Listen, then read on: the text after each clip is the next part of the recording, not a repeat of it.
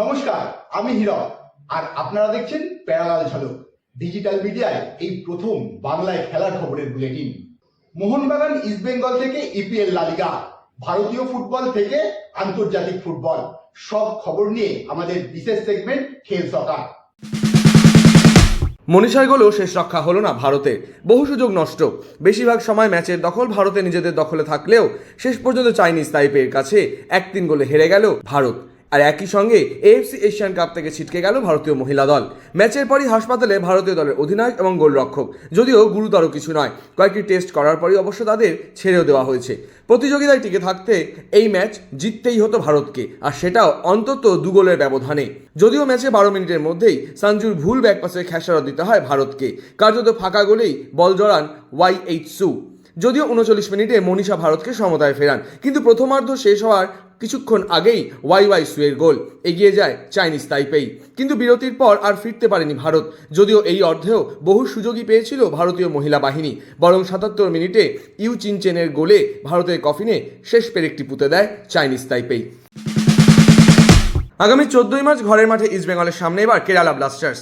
এই ম্যাচে ইস্টবেঙ্গলের জয় ফেরা উচিত বলেই মনে করছেন মেহতাব হোসেন, কারণ ধারে ভারে কেরালাকে মোহামেডানের থেকেও খারাপ দল হিসাবে দেখছেন এই প্রাক্তন তারকা। মহারানের যদি ফরেনার থাকতো, আমার মনে হয় তারা খুব ভালো জায়গা থাকতো। মানে ইন্ডিয়ান প্লেয়ারদের নিয়ে যদি ব্যাঙ্গালোরের সাথে এই ফুটবল খেলতে পারে, মানে খুব মার্জিনে কিন্তু হারেনি তারা অন্য টিমের সাথেও, একমাত্র মোহনবাগান ছাড়া। ঠিক আছে, তো ওদের যদি 3টে বা 4টে ফরেনার থাকতো ভালো, তাহলে মহারান রেজাল্টটা কিন্তু ইন্ডিয়ান প্লেয়াররা খুবই ভালো। মোহিত অসাধারণ ফুটবল খেলছে, বিক্রমজিৎ খুব ভালো ফুটবল খেলছে।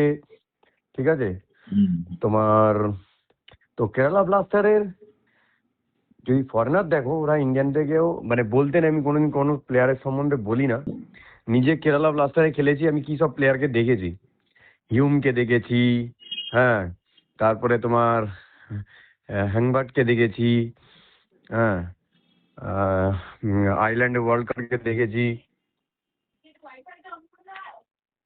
হ্যাঁ, তো এই প্লেয়ার কেরালা ব্লাস্টারে খেলে গেছে। তারপরে যদি কেরালা ব্লাস্টারের এই টিম, মানে কিছু বলার নেই। যাই হোক, আমার মনে হয় এই টিমকে হারানো উচিত, আর ভালো মার্জিনে হারানো উচিত ইস্টবেঙ্গলকে। ইস্টবেঙ্গলের টিমের যা কোয়ালিটি আছে। শেষ 2 ম্যাচে 5 পয়েন্ট হাতছাড়া হয়েছে ইস্টবেঙ্গলের। পরিস্থিতি কঠিন। এই সময় বাইরে নয়, দলের দিকেই অস্কারকে বেশি মনোযোগের বার্তা মেহতাবের। যখন 2টো ম্যাচ জিতেছিল তখন অস্কার বেস্ট কোচ ছিল। কোচের জবটাই হচ্ছে এটাই। কোচের জব, প্লেয়ারের জব, যখন সাকসেস পাবে না, কোচ কি কথা শুনতে হবে, প্লেয়ারদের কথা শুনতে হবে। যখন আবার উইনিং ট্র্যাকে ফিরবে, তখন আবার দেখো এখানে কেন কথা কোথায় অন্য টিম তো কেউ আঙুল তুলছে না কারোর উপরে, কেন তাদের সাপোর্টার বেস ক্লাব নেই। এখানে তোমাকে প্রত্যেকটা ম্যাচ জিততে হবে ভাই। আমার মনে আছে এখনো 2010-এ 32টা ম্যাচ জিতেছিলাম। আসলান ওয়াঙ্গারের আরেকটা ম্যাচ জিতলে সম্ভবত আমরা 33টা, আর একটা ম্যাচ জিতলে আসলাম ওয়াঙ্গারের রেকর্ড ভেঙে দিতাম। কিন্তু আই লিগ সেকেন্ড হয়েছি 3বার। ঠিক আছে, তো কোনো মূল্য নেই সেকেন্ড হওয়ার, তাই না? তাও ক্রিটিসাইজ শুনতে হয়েছিল। তাহলে কিসের কোচ ট্রেভারকে বলা হয়েছিল কিসের কোচ, যে তোমার আই লিগ পায়নি। সেই কোচ কিন্তু 3বার ফেডারেশন কাপ পেয়েছে। তো ব্যাপারটা হচ্ছে এটাই, সাকসেস না পেলে তুমি খুব টাফ জব, কোচিং জব হচ্ছে খুব টাফ জব। আমি তো নিজে কোচিং করছি, তো এটা এখন কথা শুনতে হবে। যখনই উইনিং ট্র্যাকে ফিরবে আবার মাথা নিয়ে নাচবে। এখন ঘাবড়ালে চলবে না, অস্কারকে ঘাবড়ালে চলবে না। কে আমাকে এত গালাগালি দিচ্ছে, সোশ্যাল মিডিয়া থেকে একটু দূরে থাকতে হবে। এটা আমার ব্যক্তিগত মত। সব খবর থেকে একদম দূরে থাকতে হবে, ফোকাস করতে হবে টিমের উপরে। আর যত প্লেয়ারদের উপরে যতটা প্রেশার দেবে, তত প্লেয়াররা ডিমোরাইজ হবে। যত পাশে থাকবে প্লেয়ারের, যত প্লেয়ারদেরকে চেয়ার আপ করবে, তত তাড়াতাড়ি আবার ঘুরে দাঁড়াবে। কি এইসবের থেকে দূরে থাকতে হবে। এইসবের দূরে থাকলে তাহলে কি হবে, প্লেয়ার নিজেরও মাথা ঠিক থাকবে, ঠান্ডা থাকবে, আর প্লেয়ারদের উপরে ফোকাস করতে পারবে, টিমের উপরে ফোকাস করতে পারবে, আর নিজে ঠিক রাইট ডিসিশন নিতে পারবে। যত এর উপরে সোশ্যাল মিডিয়া, কেন সোশ্যাল মিডিয়ারই এখন যুগ।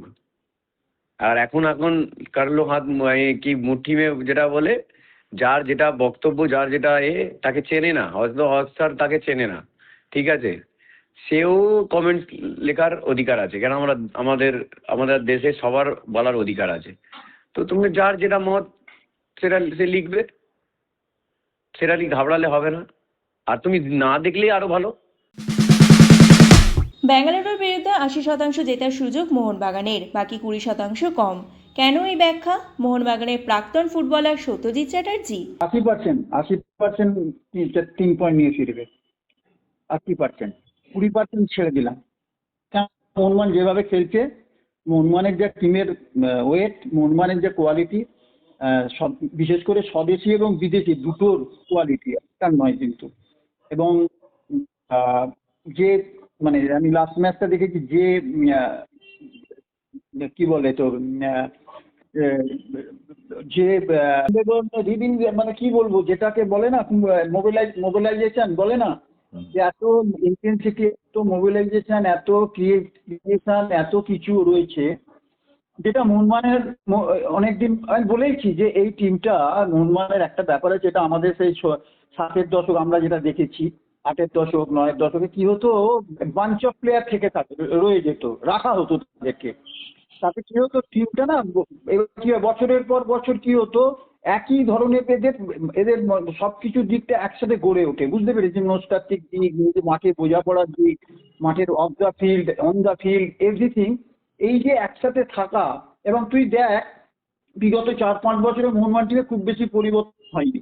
পরিবর্তন হয়েছে সেইখানেই যেখানে কোথাও ল্যাক মনে হয়েছে, বা কোনো ভালো প্লেয়ার খুব ভালো খেলছে তাকে ইনক্লুড করা হচ্ছে। তো সেই জায়গা থেকে মোহনবাগানের যে ধারাবাহিকতা, এই যে প্রত্যেক বছর, এবছরেও মোহনবাগান যদি খুব খারাপ কিছু না হয়, মোহনবাগানকে কেউ আটকাতে পারবে না। আটকানো শক্ত। কেননা মোহনবাগান যদি তার ছন্দে খেলে যায়, তো মোহনবাগানকে আটকানো খুব শক্ত। এবং প্রত্যেকটা প্লেয়ার, মানে স্বদেশি থেকে বিদেশি, মানে অসম্ভব ভালো খেলছে। তারা নিজেদেরকে ছাপিয়ে, এই যে একটা অনেকটা দিন গেল গ্যাপ, মানে খেলা শুরু হচ্ছে না, হচ্ছে না, এইখানে আমি দেখলাম যে কি একটা জিনিস মনে স্পষ্ট হয়ে গেছে, যে এরা কিন্তু আরো বেশি নিজেদের তৈরি করে নিয়েছে। এখানে ফাঁকি মারে বা রিল্যাক্সেশন হবে না তা নয়, কিন্তু এখানে কিন্তু এটা কোচের ক্রেডিট, ম্যানেজমেন্টের ক্রেডিট, যে না তোমরা রেডি হয়ে থাকো, ফিটনেসের লেভেলটা রেডি হও, টিম বোঝাপড়ার লেভেলটা রেডি হও। এই যে ব্যাপারটা, এই সময়টাকে প্রচন্ড ভালোভাবে আমার মনে হচ্ছে কাজে লাগিয়েছে মোহনবাগান। এবং মোহনবাগানের কোয়ালিটি অফ ফুটবলার প্রত্যেকটা পজিশনে এক্সেলেন্ট রয়েছে। প্রত্যেক বছর আমি বারবার বলে যাচ্ছি যে মোহনবাগান, ইস্টবেঙ্গল, মোহামেডান, এরা যে এত ধারাবাহিক 100 বছরের ক্লাব, এরা শুধু রেজাল্ট করেছে একটাই কারণে, টিম ভালো করেছে। তুই বিগত দিনে দেখতে পাবি, যখনই কোনো কেউ বাইরে, মানে আমাদের সময়, আমাদের আগে, তখনই দেখবি ভিন রাজ্যের কোনো ভালো প্লেয়ার যখনই ভালো খেলেছে, সবাই তখন কলকাতায় খেলতে আসতে চাইতো এবং তাকে নেওয়া হতো, এবং তাকে মোহনবাগান, ইস্টবেঙ্গল নিয়ে আসতো। এবং তারা তখন ফুটবল, কলকাতার ফুটবল মানে ভারতবর্ষের ফুটবল, এবং সেইটাকে সবসময় প্রাধান্য দেওয়া হয়েছে। এবং সেই কারণে 100 বছরের ওপরে এই ক্লাবগুলো সব ধারাবাহিকভাবে একইভাবে আজও জীবন, মানে একদম টপ সারিতে রয়েছে। মোহনবাগান তো সবসময় টপ সারিতে রয়েছে, কোনো সময় ল্যাক হয়নি, নিচের দিকে নামিনি। এই একটাই কারণ, যে টিম তোমাকে ভালো করতে হবে। ফার্স্ট অ্যান্ড ফরমোস্ট থিং, কোনো কিছু বুঝি না, তোমার কোয়ালিটি প্লেয়ার এখানে না হলে এই লিগে একটা ছোট টুর্নামেন্ট তুই বের করে নিতে পারিস কমজোরি টিম নিয়ে, একটা দিয়ে 4-5 ম্যাচের টুর্নামেন্ট সেটা হয়। কিন্তু একটা লং লিগে যেখানে 12-14টা ম্যাচ খেলতে হবে, 15টা ম্যাচ খেলতে হবে, এবছর তো সিঙ্গেল লিগ, ডবল লিগ ছিল, সেখানে কিন্তু তোকে টিম যদি গভীরতা না থাকে, ইন্টেন্সিটি না থাকে, ডেপথ না থাকে, তাহলে কিন্তু হবে না। সেইটা মোহনবাগান করে আসছে। এবং বেঙ্গালুরু এবছরে মোহামেডানের মতো টিমের সাথে 2-1 জিতছে, মানে অনেক। এবং আমি দেখেছি বেঙ্গালুরু খুব একটা আহামরি দল নয়, এবং সেখানে একটাই ওদের প্লাস পয়েন্ট, যেটা ওরা ওখানে খেলবে, এইটাই একটা প্লাস পয়েন্ট, নিজেদের হোম সাইডে খেলবে। তো মোহনবাগানের কাছে হোম সাইড, অ্যাওয়ে সাইড কোনো ব্যাপার না, কোয়ালিটি প্লেয়ার, ভালো প্লেয়ার, টিম ছন্দে, টিমের প্রত্যেকটা প্লেয়ার একদম উচ্চতায় নিজেদেরকে উচ্চ মার্গে নিয়ে যাচ্ছে। অর্থাৎ মোহনবাগান আমার মনে হয় না কোনো অসুবিধা হবে। বেঙ্গালুরু ম্যাচে রবসন রবিনও থাকার সম্ভাবনা কম, এতে কি সমস্যা হতে পারে সবুজ মেরুনের? মানতে নারাজ সত্যজিৎ। মোহনবাগানে একাধিক প্লেয়ার আছে, দেখ তোকে আমি বলছি গোপাল, মোহনবাগানে একাধিক প্লেয়ার আছে এক একটা পজিশনে, অতএব এটা খুব একটা এফেক্ট করবে না। কয়েকটা প্লেয়ার হলে, এক একটা প্লেয়ার হয়তো ম্যাকলেনের যদি প্রবলেম হয় একটু অসুবিধা হবে, দিমিত্রি একটু হলে অসুবিধা হতে পারে, কোলাসো হলে অসুবিধা হতে পারে, আপুইয়া এইরকম ধরনের কিছু প্লেয়ার হলে, মনবীর এই ধরনের প্লেয়ার হলে, মানে আমি বলছি এই ম্যাকলেনের মতো স্ট্রাইকার যদি না খেলতে পারে তাহলে কিন্তু একটু অসুবিধা হতে পারে। এছাড়া মোহনবাগানে খুব একটা অসুবিধা হওয়ার কারণ নেই, কেন সাবস্টিটিউট যথেষ্ট ভালো আছে। মঙ্গলবার আন্ডার-18 এলিট লিগের মিনি ডার্বিতে মুখোমুখি হয়েছিল ইস্টবেঙ্গল এবং মোহামেডান স্পোর্টিং। 4-1 গোলে মোহামেডান স্পোর্টিংকে হারালো ইস্টবেঙ্গল। ইস্টবেঙ্গলের হয়ে গোল করেছেন জাহিদ, সাহিল, ইব্রাহিম এবং হাউকিব। ফুটবল ইতিহাসে লজ্জাজনক ঘটনার দৃশ্য দেখল গোটা বিশ্ব। একটি ফুটবল মাঠে 23টা লাল কার্ড। এরকম ঘটনা এর আগে কখনো ঘটেনি ফুটবল জগতে। বেলো হরিজন্তেতে খেলা ছিল দুই চির প্রতিদ্বন্দ্বী অ্যাথলেটিকো মিনেইরো এবং ক্রুজেইরোর। 1-0 গোলে জেতে ক্রুজেইরো। কায়ো জর্জের গোলে ক্রুজেইরো এগিয়ে থাকলেও ম্যাচ শেষে ঠিক আগের মুহূর্তে উত্তেজনা এমন পর্যায়ে পৌঁছয় যে মাঠের ভিতরে পুলিশ ঢুকতে বাধ্য হয়। রেফারি ম্যাথিউস ডেলগাডো মোট 23 জনকে লাল কার্ড দেখান, যার মধ্যে 12 জন ক্রুজেইরোর এবং 11 জন মিনেইরোর ফুটবলার রয়েছেন। ব্রাজিল ফুটবলের অন্যতম বড় তারকা হাল্ক এখন অ্যাথলেটিকো মিনেইরোর হয়ে খেলেন, তাকেও লাল কার্ড দেখানো হয়। মঙ্গলবার লা লিগায় এসপানিয়ল 1-1 গোলে ড্র করেছে রিয়াল ওভেইদোর বিপক্ষে। শুরুতে রেইনার গোলে 1-0 এগিয়ে যায় রিয়াল ওভেইদো, কিন্তু সেই লিড বেশিক্ষণ ধরে রাখতে পারেনি ওভেইদো। ফার্স্ট হাফ শেষ হওয়ার আগে এসপানিয়লের হয়ে গোল শোধ করে দেয় কাইক। ড্রয়ের ফলে লিগ টেবিলের 7 নম্বরে উঠে আসে এসপানিয়ল।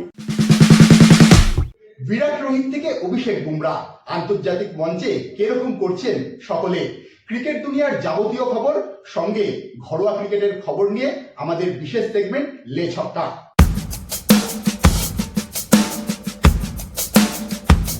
দেশকে বিশ্বকাপ এনে দেওয়ার জন্য ভারতীয় ক্রিকেট দলকে পুরস্কারে ভরিয়ে দিচ্ছে বিসিসিআই। সূর্যকুমার যাদবের দলের জন্য 131 কোটি টাকার পুরস্কার ঘোষণা করেছে ভারতীয় ক্রিকেট বোর্ড।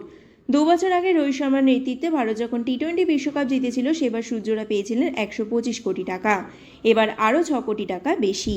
2007 মহেন্দ্র সিং ধোনির ভারত যখন প্রথম টি-20 বিশ্বকাপ জিতেছিল তখন বোর্ডের পুরস্কার মূল্য ছিল 2 কোটি টাকা।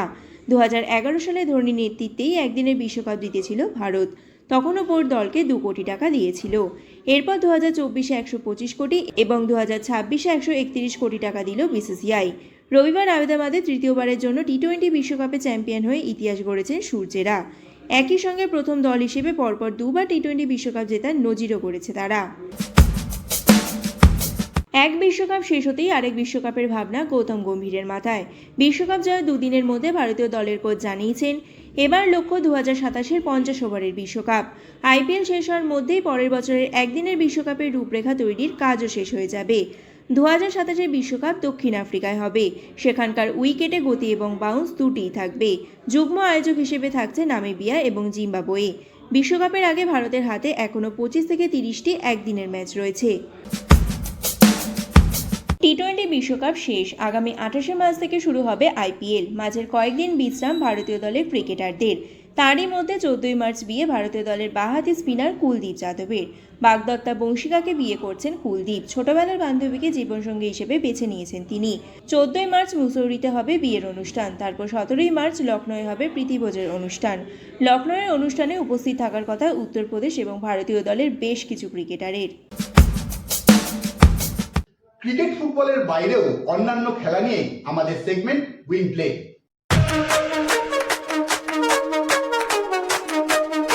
ইন্ডিয়ান ওয়েলস মাস্টার্স 1000-এ ফরাসি তারকা আর্থার রিন্ডার্কনেজকে 6-7, 6-3, 6-2 গেমে পরাজিত করেছেন বিশ্বের 1 নম্বর খেলোয়াড় কার্লোস আলকারাজ। এই জয়ের পর চলতি বছরে এখনও অবধি অপরাজিত রয়েছেন আলকারাজ।